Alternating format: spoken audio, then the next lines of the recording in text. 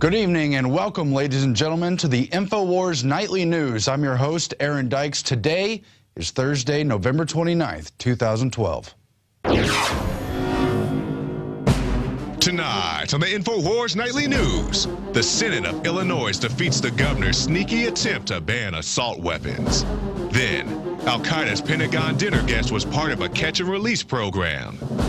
And a sheriff becomes an internet icon for standing up for the Bill of Rights. All that and more coming up on the Infowars Nightly News.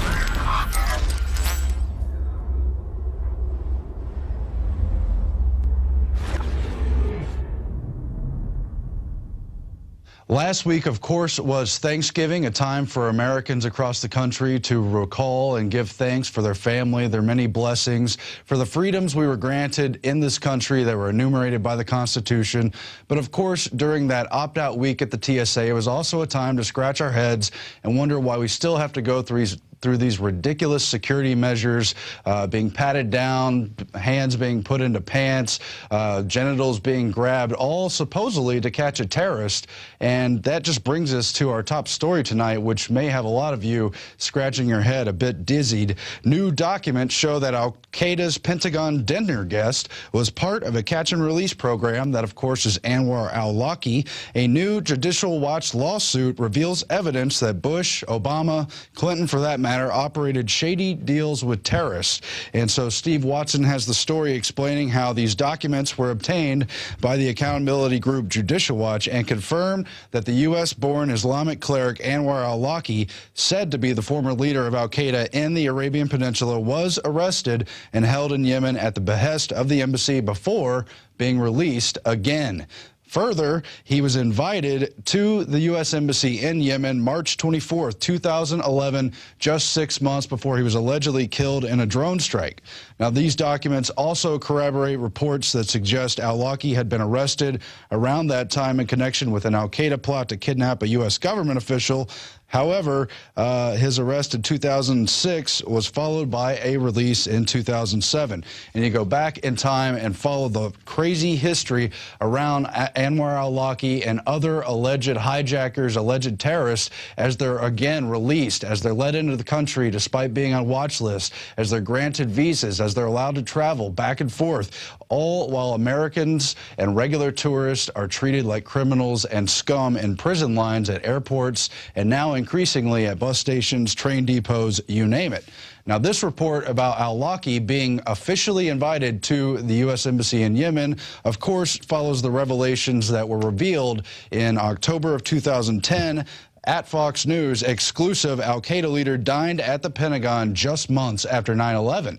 Now, that was in early 2002, just a little bit after those September 11 attacks, when al-Awlaqi had been interviewed multiple times by the FBI and other investigative authorities because of his connections to at least 3 of the 9/11 hijackers. Now, he was detained, he was questioned, but he was let go. And this happened over and over again. There's just several rounds of this. Believe the latest time was in September 2007 when FBI agents had him under their detainment, but decided to let him go. Just something we can expect from these terrorists. And the reason for it is because people like Tony Shaffer, Lieutenant Colonel Anthony Shaffer, who helped blow the whistle on much of the intelligence behind 9/11, he said that al-Awlaqi was a triple agent. Webster Tarpley, the historian, has called him a patsy and a double agent, and on and on. These people work for the Pentagon. They work for the actual appearance that there's terrorism around the world. They play out these roles in their fictional scenarios. They pose for the pictures to help spread the xenophobia and Islamic fear while conditioning Americans for the real attack, the assault on our Bill of Rights, on our freedom here in this country. And I'm thankful for every freedom we still have, and I'm outraged at the fact that this is how real terrorists get treated, and Americans are considered scum. I could go on, but I won't, but it's important news to check out at Infowars.com.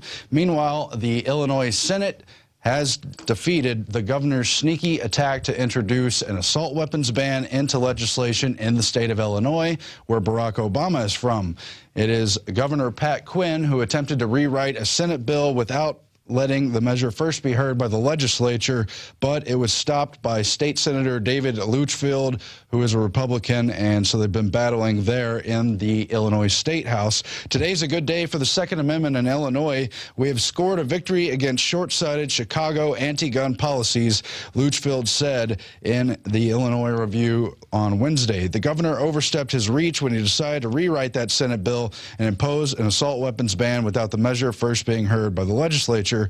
It was supposed to be legislation to allow FOID card holders to mail order ammunition from licensed dealers, but instead he tried to sneak in bans on ammunition, magazines, and assault weapons. That is just in the footsteps of the federal moves from people like Obama, who at the debate said he wanted to push for assault weapons ban in his second term, for people like Senator Feinstein from San Francisco, who's been meeting with the ATF to work out new legislation, new regulations through the executive branch that they can impose, and all the other gun grabbers just ignoring history. By the way, our latest issue of Infowars magazine is in.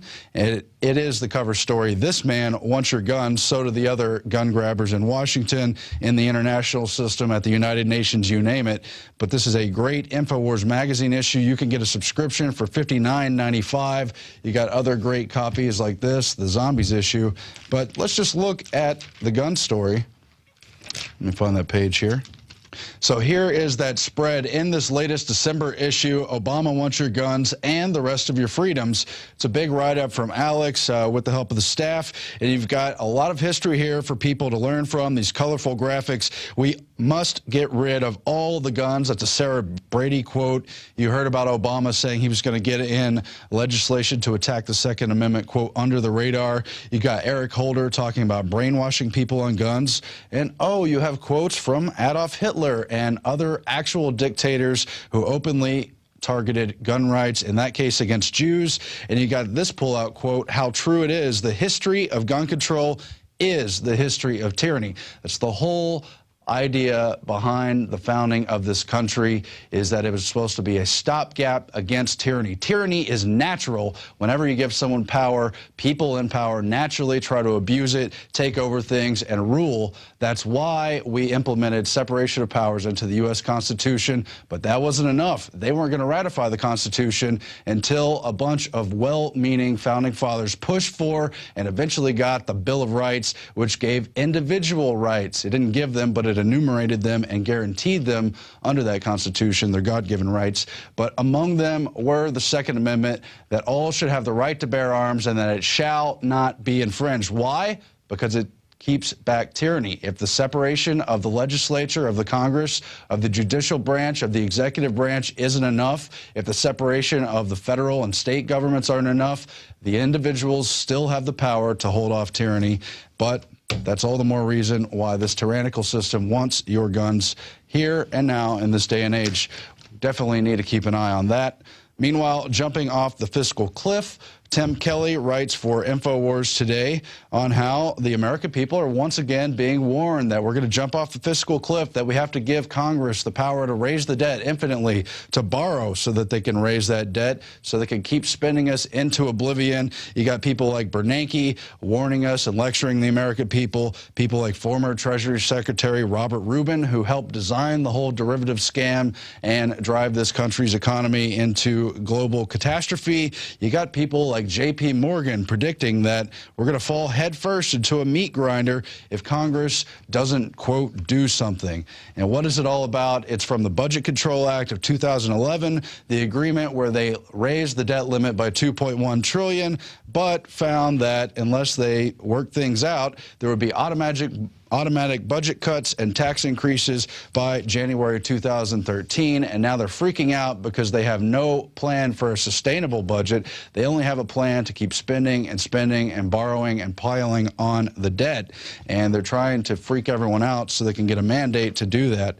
Well, the whole thing is not only cooked books, it's double cooked books. It's like refried beans. It's like a deep-fried Twinkie. It's a double dose of lies as we borrow from the Federal Reserve to pay off the budget, which is borrowed on debt, while that actual financial instrument from the Federal Reserve puts us in even more debt, dollar for dollar, which they then give to the mega banks so that they can borrow at 0% interest, less than 0% interest under quantitative easing, and loan it out at loan sharking rates.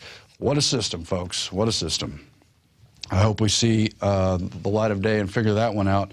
Meanwhile, some good news. You've heard all the police abuse stories. We've showed videos. There's a lot of cops who are out of their jurisdiction, out of bounds on a complete power trip. But there's still some cops who care, and this man from the new NYPD force was profiled after he was pictured supposedly randomly buying and giving boots to a homeless man who literally had no shoes as the weather started to get rather freezing in New York. He asked the man his size and went into a store, bought him boots, and then brought him back to him. And that was Officer Larry DePrimo. That's all detailed in Adon Salazar's article at Infowars.com. It was spread around on the web besides that otherwise, and it helped the NYPD's public image. It increased their Facebook memberships many-fold because people are tired of seeing these abusive, out-of-control, wannabe tyrant cops. They want to see cops who still remember that they're servants, public officials, and that they're supposed to be helping the public, not harming them. But that kind of hero cop is one type of cop. The kind of hero cop I really want to encourage, that I want to call out and salute, is the First Amendment cop who has now become an internet icon. We've had Jason Burmis on and the others who've done these TSA protests throughout the week. We covered this the last couple days. Now it's been picked up in the Albany media about the sheriff's deputy at the Albany airport, Deputy Lennox, who told Doug Meyer, who was running the Albany airport, tried to imply that Jason Burmis and Ashley Jessica were blocking escalators and somehow preventing travelers when nothing of the sort was going on. It was a pretty blatant intimidation attempt from those airport officials. And you've got the sheriff's deputy who told him to back off, told him his job is to uphold the Constitution, that these people handing out flyers and filming were doing nothing wrong, nothing illegal. And now he's not only been recognized for that by the Albany news outlet, Channel 13, he's also received a commendation from his department, and that department has had a flood of positive responses, great emails thanking him for upholding the Constitution, for recognizing the First Amendment and free speech rights of these critics of the TSA, Jason Burmis, who of course produced several films here at Infowars.com. And so we just want to commend Sheriff's Deputy Stan Lennox and encourage all law enforcement officers out there, whether you're police department, sheriff's department, or some other outfit, you uphold the Constitution, too. You stand up for someone's freedom of speech, and we'll salute you right here at Infowars every time, at least, that we hear about it.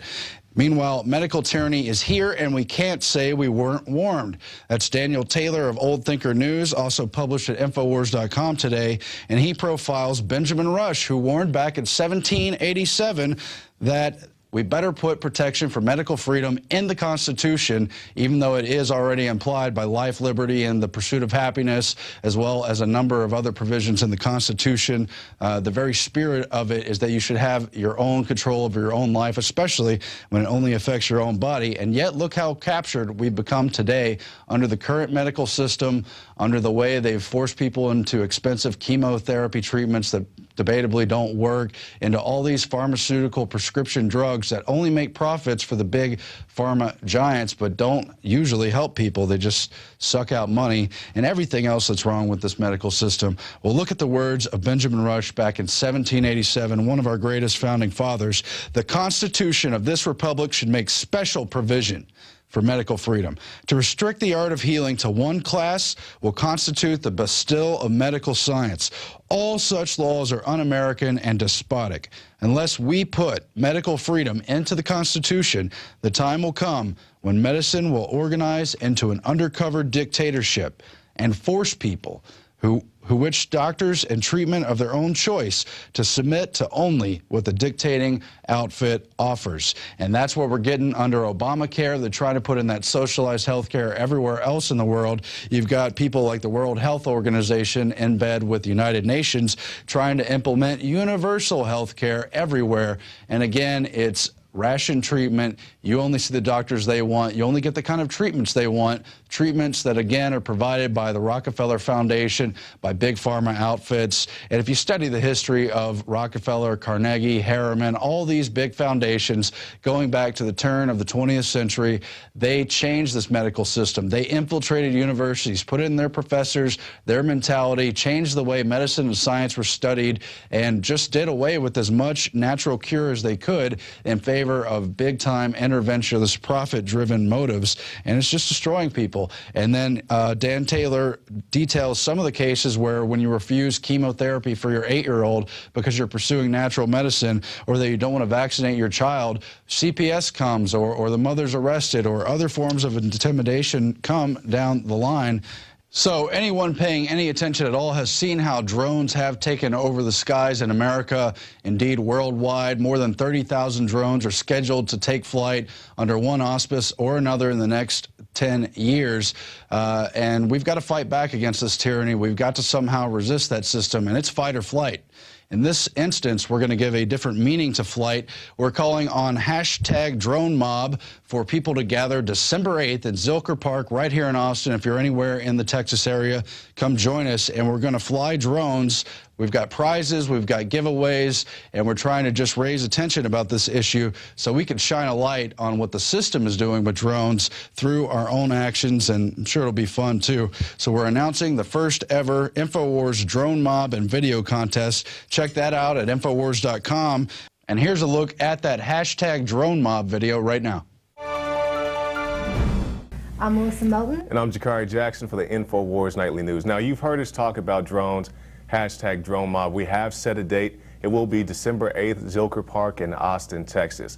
Now, as you can see before us, we have here our very own Black Ops 2 drone. We've had this thing for a few weeks, but because of various things, we haven't had a chance to open it yet. So we're very excited, and we're going to open it right now to show you what we have and what we're dealing with. So let's take a look.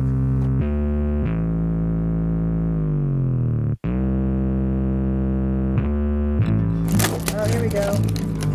Ah, there it is.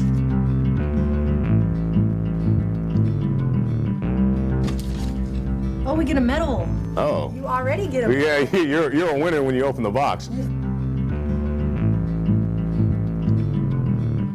Okay, I think before you try to operate this, I think you might want to take a look at this instructional booklet to tell you how to do that, because this is how many instructions there are just for this. I don't know how many is for real. Do you have a magnifying glass? No.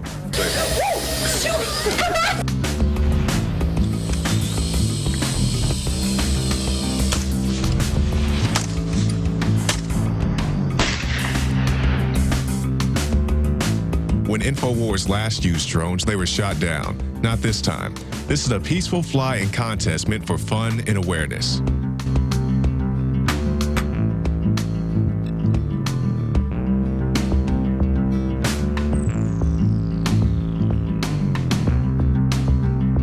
For excellence in drone piloting, you've been awarded right here with the medal.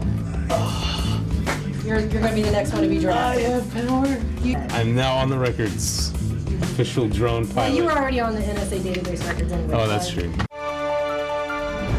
Meanwhile, we've got some of the most powerful drone videos from recent times, different coverage we've done here at Infowars, and a huge roundup of just dozens and dozens of drone-related news that's just hit the wires in the past year. So check that out, please. We turn now to the Daily Quote.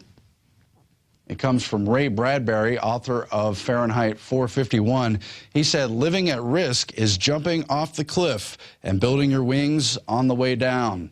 I guess that's kind of an allusion to what Congress is doing right now with the big fiscal situation. Anyway, that's it for the news segment of Infowars Nightly News. We'll be back with an interview. David Knight on the other side. Stay tuned. Well, welcome back. Aaron Dykes covered the news tonight. I'm David Knight, and I've got a very special guest tonight, Erik Stanley from the Alliance for Defending Freedom. Now, all kinds of people, from potheads to pastors, are rebelling against usurpations against their freedoms by the federal government. And a group of pastors, encouraged by Alliance for Defending Freedom, has engaged in something called Pulpit Freedom Sunday. And it started back in 2008. They only had 33 pastors who did this. So that basically it's a civil disobedience where they record a sermon that would not fall under the new IRS guidelines. And they record that and send it to the IRS. And that started out with just 33 people in 2008. It jumped to 80 the next year, 100 the next year, 500 in 2011. And this last year, it exploded to 1,500 pastors. And there's been a little bit of pushback. Another organization, the Foundation for Freedom from Religion, has filed suit now with the IRS trying to get them to do something about it because the IRS is not trying to enforce this regulation that goes back to 1954. So without any further ado, I'm going to let Erik Stanley kind of fill us in on the details. Erik, welcome. Well, it's great to be with you today. Tell us a little bit about what you're trying to accomplish with this campaign. Well, Pulpit Freedom Sunday is really all about ensuring a pastor's right to speak freely from the pulpit and to not be intimidated or censored by the government in any way when he does so. A lot of people may not realize it, but since 1954, with the passage of the Johnson Amendment, which was added to the Internal Revenue Code in 1954, the IRS has been censoring what a pastor can and cannot say from the pulpit when it comes to the issue of candidates and elections. And we believe that's unconstitutional, that a pastor has a right to speak freely from the pulpit, that it's the job of the pastor to determine what's said from the pulpit, not the IRS. And so we launched Pulpit Freedom Sunday really as a means of challenging the Johnson Amendment head on and to have it hopefully declared unconstitutional. Yeah. I mean, when I look at the First Amendment, it talks about freedom of religion and it talks about freedom of speech. I don't think you can separate those two. I think they're inseparable. You've either got one or the other, don't you? Well, yeah, absolutely. And that's really formed the basis of what our challenge is to the Johnson Amendment. It relates to both freedom of religion and freedom of speech. The freedom of religion, really both clauses of the religion clauses, which say free exercise of religion for the church to be able to decide on its own what can and cannot be said from the pulpit, but also related to the Establishment Clause. We don't usually like to use the phrase separation of church and state. It's been overused and abused over the years. But I think in this instance, it might be appropriate to use that. There should be a healthy separation between church and state where the state does not intrude into the internal workings of the church. And since 1954, the Johnson Amendment has set up this scheme where the IRS has essentially become a pulpit police. Mm-hmm. They have been determining the content of pastor sermons as to whether it violates the rule or not. And that violates the Establishment Clause. That is not what, Thomas Jefferson, when he wrote that phrase, separation of church and state in 1802, had this type of situation in mind where the state was intruding into the internal workings of the church. And so that really forms the basis of what we're trying to do here, is to protect the constitutional rights of pastors. That's right. And it's important. Now, correct me if I'm wrong, but didn't the Johnson Amendment in 1954, Lyndon Johnson, we've got highways unfortunately named after him here in Austin. He was upset about a couple of nonprofits who had attacked him, and neither of those were churches. Is that correct? Well, that's right. Yeah, this is related. In 1954, Johnson was running for re-election to the U.S. Senate, and he was being opposed by two secular nonprofit organizations. One was run by H.L. Hunt, who was a Texas oil billionaire, and the other one was run by Frank Gannett, the publishing mogul. Gannett Media is still around today. And they just thought that Johnson was soft on communism. They didn't like his views on that. This was back during the era of McCarthyism and when we were fighting the Cold War. And so they were distributing thousands of pieces of literature in opposition to his campaign.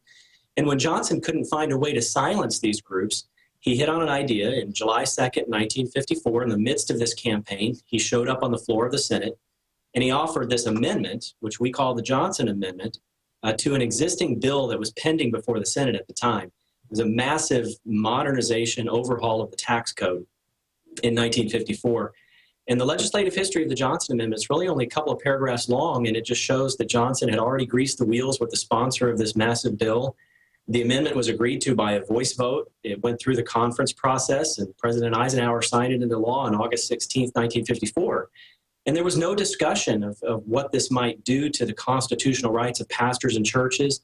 In fact, Johnson's chief legislative aide, named George Reedy, a few years after the fact, really admitted that they didn't really have churches in mind. They were trying to silence these two nonprofit organizations that were opposing Johnson's candidacy, but churches just kind of got swept up into this because they occupy the same 501c3 status as the nonprofit organizations that Johnson was really after. This was really an illegitimate law from the beginning. It was unconstitutional then, it's unconstitutional now, and it needs to go. Yeah, yeah. And of course, we need to go back and remember that one of the primary sources shaping the vision of freedom and independence in the American Revolution were the clergy at the time. They even called them the Black Regiment, didn't they? Well, they did, yeah. In fact, historians have said that we owe our independence in great degree to the moral force of the pulpit. And pastors have always led the way, even beyond independence, in the great social and moral movements in America, ending child labor, promoting women's suffrage, the civil rights movement, on and on and on it goes. Pastors have always been at the forefront of that. But yet this law, since 1954, has really placed a chill on pastors in their speech from the pulpit. Mm-hmm. The IRS has done a lot over the years to fuzzy up the line as to what is permitted and what is not. And what has ended up happening is when pastors don't know where that line is, they back away from the line. And that gap in there is called self-censorship, and that's a chill on speech, and it's unconstitutional. It's just that nowhere, no court has ever had the opportunity to decide whether the IRS's censorship of a pastor's sermon is constitutional. And so that's something we want to change, because we think once we get it to a federal court, it's not going to take long for a court to strike that down as unconstitutional. Now, the Alliance, or the let's see, it's the Foundation for the Freedom from Religion Foundation, right? And actually, their name actually seems to imply that they don't get the First Amendment right. You know, it was freedom of religion, you know, not freedom from religion. But the argument that they've put up is that churches should not get a tax deduction, once they engage in politics. But the wage tax was enacted quite a bit after it was enacted before this Johnson Amendment went in. So even before the Johnson Amendment went in, right, people were still getting, the churches were able to speak freely, and people were able to get tax deductions for their donations once the tax code, once the income tax was spread out to wages during World War II. Yeah, that's exactly right. In fact, the Freedom from Religion Foundation, their argument just really ignores history. Churches have always been tax exempt from the very beginning of our country.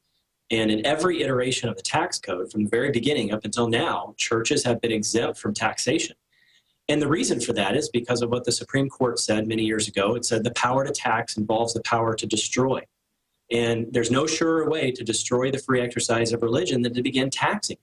And so our country made the determination that churches needed to be tax exempt to protect that constitutional structure and to protect the free exercise of religion. And for 166 years, from the time of the adoption of the Bill of Rights until 1954, there was absolutely no restriction on what pastors could and could not say from the pulpit.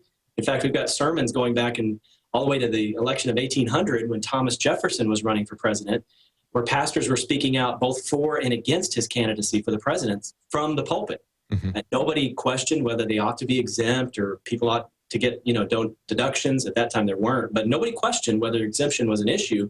It just, pastors had the right to speak freely. And it was only when the Johnson Amendment was illegitimately added to the tax code, kind of snuck through by Lyndon Johnson, who was just a powerful politician bent on silencing some opponents, that this speech restriction came into play. And the problem has become over the years is the IRS holds all the cards as to who it gets into court with, when, and how. And it has studiously avoided any court confrontation over this issue for the last 58 years.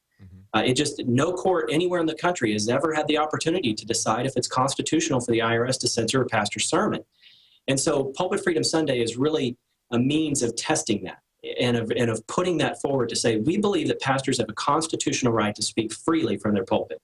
And if the IRS doesn't agree with us, then let's submit it to a court. Yeah, that's right. We're going to win. And there have been issues all along with various churches have spoken out, have endorsed candidates, have had people come in and speak from their podium, and it seems to be kind of up to the like you said, the IRS hasn't enforced that against anybody. But this is something where you're trying to clarify this, and there have been there have been murmurs and intimidations and that sort of thing, you know, depending on who's in power, whether they want conservative or liberal churches to have politicians to speak there. So there's been kind of a behind-the-scenes intimidation and threat going on there. But you're trying to get this out in the open. Now, you mentioned that it's a power to destroy. Tell us, most churches are set up as 501c organizations, except for some home churches and that sort of thing, but most are set up that way. What would it do to a church if the IRS were to come against them for their tax deduction stuff? Is there retroactive issues involved for donations? Well, that's the interesting part, because really the IRS, when it comes right down to it, is more bark than bite when it comes to churches. There was a case involving a church that had its tax-exempt letter revoked several years ago, but it never had its tax-exempt status revoked. And churches occupy a unique position in the tax code where they don't need a letter of determination from the IRS to be considered tax-exempt. The tax code grants churches an automatic exemption from income taxation. And so, you know, no church has ever had its status revoked. But even assuming the IRS could do something like that, the appeals court in that one case that dealt with the church's letter being revoked said, well, it really might not matter much because churches they survive on donations, which are considered gifts, which is not considered income under the tax code. So most churches don't even have any income to be taxed in the first place. Mm-hmm. The deductions for contributions may be an issue for donors to the church. But, you know, statistics tell us that about 60% of American taxpayers don't even itemize their deductions. They just take the standard deduction. And so, you know, for 60% of churchgoers, that's really not an issue. So really, when it comes down to it, it's more bark than bite. There's not a whole lot the IRS can do to churches. Oh, that's interesting. So tell us what you... It's really bad. Churches have really built up the IRS to be something that it's not, and have given it a lot of power over churches. And our message from the very beginning when we started Pulpit Freedom Sunday has been, no pastor should ever fear the IRS when he stands in his pulpit to proclaim biblical truth. Mm-hmm. And we shouldn't give the IRS that amount of power over what can and cannot be said from the pulpit. Oh, absolutely. I couldn't agree more. I think a lot of pastors have an incorrect understanding of Romans 13 as well, where they almost attribute the divine right of kings to whoever happens to be in authority. And there's a lot of different things that set up somebody's legitimate authority according to Romans 13. It's not just the fact that they're occupying an office or that they're wearing a uniform or something like that. What do you think that this organization hopes to accomplish, this Freedom from Religion Foundation, with this lawsuit against the IRS? And what do you think is going to happen from this point out? Well, to put it bluntly, the only thing they want to accomplish is publicity. Mm-hmm. The lawsuit, I've taken a look at it. It's meritless. I'm betting that it'll get thrown out of court fairly quickly. What the Freedom from Religion Foundation has done is to sue the IRS and to say, you're not enforcing this against churches. In reality, the IRS is enforcing this against churches. And, you know, the Freedom from Religion Foundation can't show how it has been harmed by the IRS's refusal to enforce it against some churches and not others. And, you know, this is the kind of lawsuit that's not going to go anywhere. It's a publicity stunt to bring attention to the fact that, you know, what we're doing with Pulpit Freedom Sunday, basically, is to take on the IRS. Now, so far, the IRS has not taken the bait, so to speak, with Pulpit Freedom Sunday. It's still possible that it could, and we'll continue to push forward until we either get a test case that will have the Johnson Amendment declared unconstitutional, or until maybe enough pastors start to speak out that it becomes a catalyst for some sort of legislative change in Congress to remove the Johnson Amendment once and for all. That's great. Well, I certainly hope it does get some kind of publicity, because I certainly hope your organization gets publicity and helps pastors understand they need to stop being censored and intimidated by this paper tiger, you know, that we call the IRS. I mean, these are fundamental freedoms that are too important to give up, and it's too important for us to just allow the government to rope off areas of our life, whether it's in religion or whether it's at the airport, you know, searching us and that sort of thing. We need to stand by these constitutional freedoms that we have. And like I said at the start of the program, the First Amendment talks about both freedom of speech and freedom of religion, and you cannot separate both of those. Well, thank you very much, Erik. Thank you for talking to us, and thank you for the work that you're doing. Well, thank you so much. It's been good to be with you. Appreciate it. Thanks. Bye-bye. Well, that's it for tonight's news. Join us tomorrow night at 7 p.m. Central, 8 p.m. Eastern. I'm David Knight.